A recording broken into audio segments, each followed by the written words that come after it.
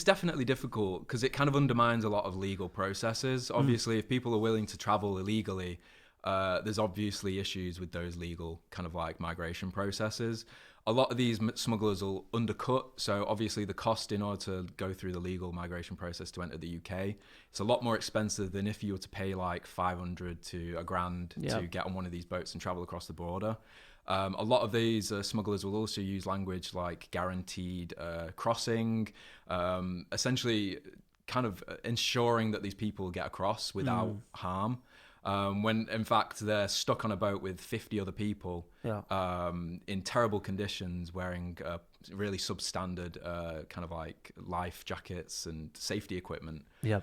So I think there's an element of combating the perception and how people are more willing to kind of like go through the illegal routes, and also targeting the deceptive tactics that smugglers are using in order to kind of like convince a lot of these migrants to actually take on their services.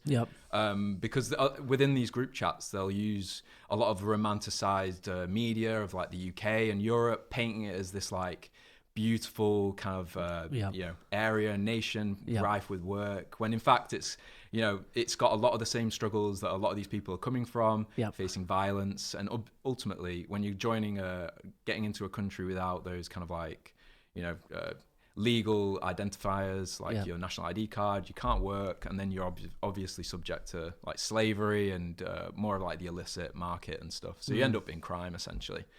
So it's a slippery slope. And I suppose targeting the smugglers, they're a key aspect to that, and bringing these people in, it's, they're the entry point, essentially. Yeah.